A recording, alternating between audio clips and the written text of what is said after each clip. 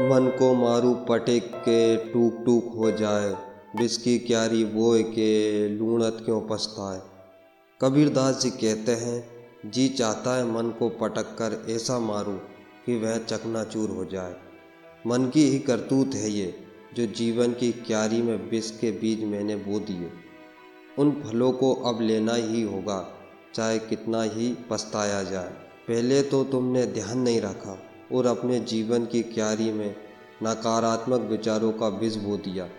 जब तुमने विष को बोया है अपने मन रूपी खेत में, नकारात्मक व्यवहार रूपी विष की फसल को पैदा किया है, तो अब तुम क्यों पछता रहे हो। स्पष्ट है कि जो व्यक्ति जैसा बोएगा वैसा ही काटेगा।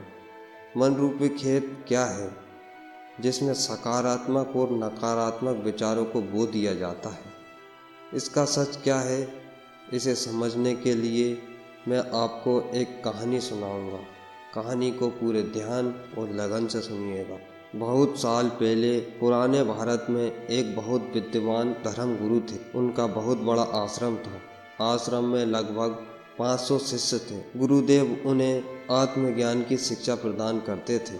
एक दिन एक युवा लड़का उस आश्रम में शिष्य बनने के लिए आया।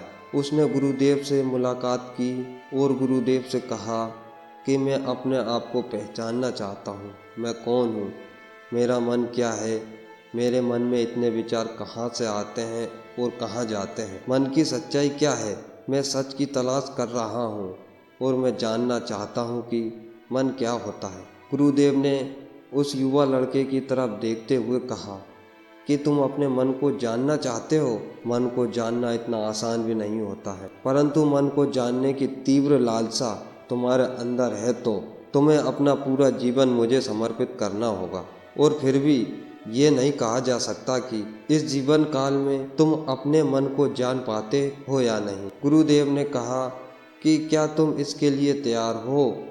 ये सुनकर उस शिष्य ने कहा कि गुरुदेव, मैं यहाँ दृढ़ संकल्प के साथ आया हूँ, मैं इसके लिए तैयार हूँ। तो गुरुदेव ने कहा, ठीक है, आज से तुम यहाँ आश्रम में रहो और सभी शिष्य अभ्यर्थियों के लिए चावल कूटने का काम करो।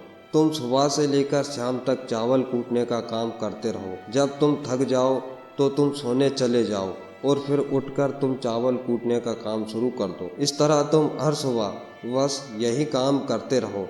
इसके अलावा कुछ और काम मत करना और ना ही किसी और चीज़ के बारे में सोचना।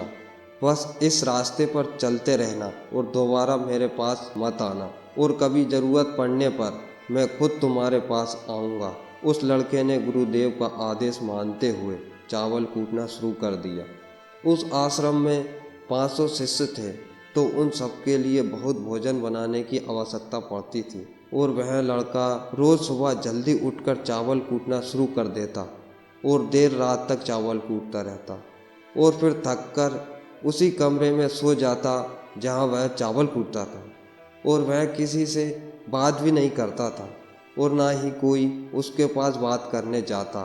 चावल कूटते हुए उसके मन में पुराने विचार आते थे, लेकिन जब उसे कोई नया विषय मिला ही नहीं तो वह विचार धीरे धीरे खत्म होने लगे। वह अपना नाम तक भूल गया।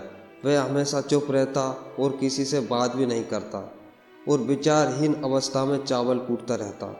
उसने ना ही कभी ध्यान लगाया था और ना ही कोई शास्त्र पढ़ा था।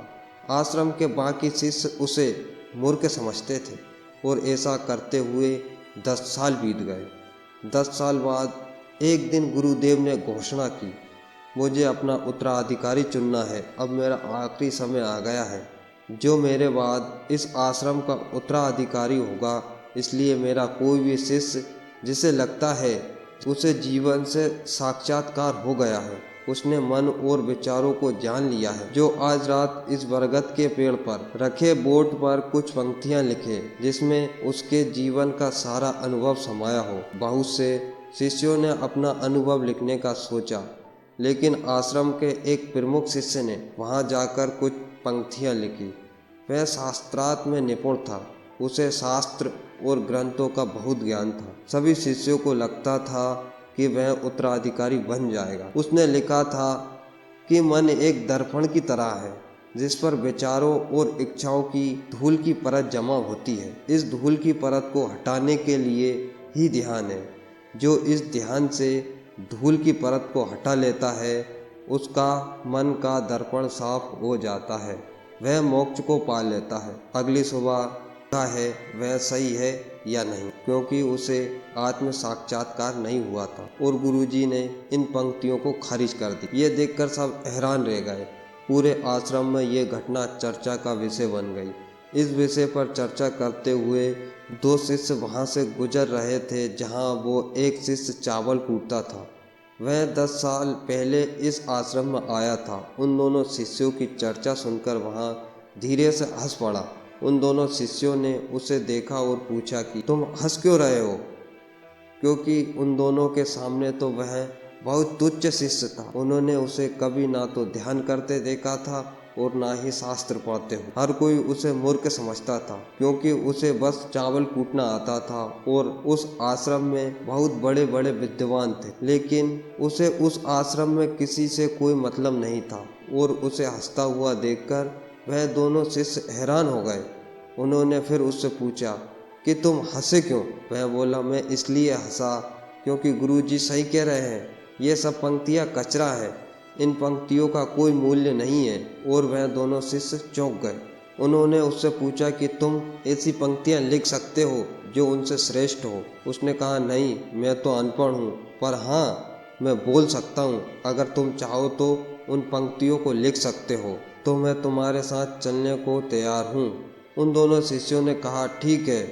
वह दोनों और चावल कूटने वाला बरगद के पेड़ के पास गए और चावल वाले ने कुछ पंक्तियां बोली और एक शिष्य ने उन पंक्तियों को बोर्ड पर लिख दिया। पंक्तियों के नीचे हस्ताक्षर की जगह पर लिख दिया, चावल कूटने वाला। उन दोनों शिष्यों को लगा गुरुजी उस चावल कूटने वाले पर बहुत गुस्सा करेंगे, लेकिन वह पंक्तियां बहुत अद्भुत थी। वह पंक्तियां थी कि मन तो बस छलावा है, भ्रम की तरह, ना ही मन है और ना ही मन का कोई दर्पण है।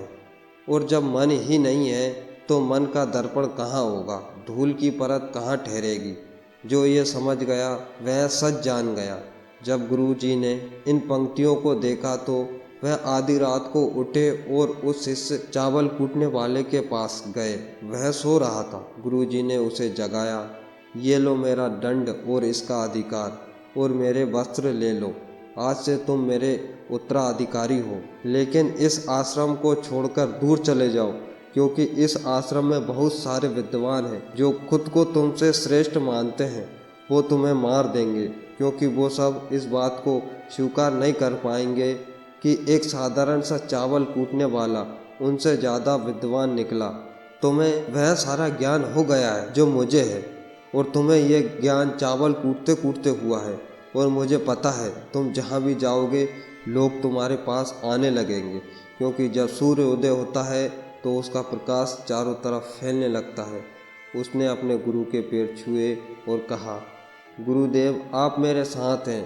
आप मुझे पढ़ना लिखना सिखा देंगे तो कोई विद्वान मेरा कुछ नहीं कर पाएगा। समय के साथ वह शिष्य पढ़ लिख कर गुरु जी का उत्तराधिकारी बन गया। अगर हम अपनी ज़िंदगी में देखेंगे तो पाएंगे बहुत से लोग सोचते हैं कि ध्यान केवल एक स्थान पर बैठकर या अकेले में किया जा सकता है, लेकिन हकीकत में ऐसा नहीं है। ध्यान तो चलते चलते भी किया जा सकता है। अगर हम कुछ काम कर रहे हैं तो भी ध्यान किया जा सकता है। असल में ध्यान का मतलब यह है कि आप जो भी काम कर रहे हैं उसे इतनी शिद्दत से करें कि आपको अपने शरीर का ध्यान ही ना रहे, बिल्कुल उस चावल कूटने वाले की तरह।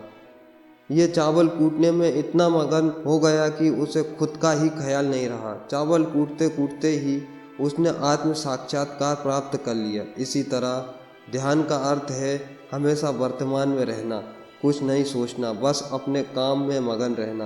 क्योंकि मन जब तक ही है जब तक विचार है, और विचार ही नहीं रहेंगे तो मन ही गायब हो जाएगा। जब मन ही नहीं रहेगा तब ही आप खुद को अच्छे से जान पाओगे। जिस इंसान ने खुद को जान लिया वह किसी भी समस्या से घबराएगा ही नहीं। वह इंसान तो सफलता और असफलता से परे हो जाता है। किसी भी इंसान का सफल होना इस बात पर निर्भर करता है कि वह उस काम को कितना महत्व दे रहा है। जिस काम को वो कर रहा है, उस काम को वो कितनी लगन से कर रहा है, उस काम में खो जाना ही ध्यान है। उदाहरण के लिए कोई कहता है अपने काम पर ध्यान दो। असल में हमें खुद के वास्तविक स्वरूप को जानने के लिए कोई अन्य साधना करने की ज़रूरत नहीं है। हमें जो कुछ कर रहे हैं उस काम में इस कदर खो जाओ कि आपका काम ही साधना बन जाए।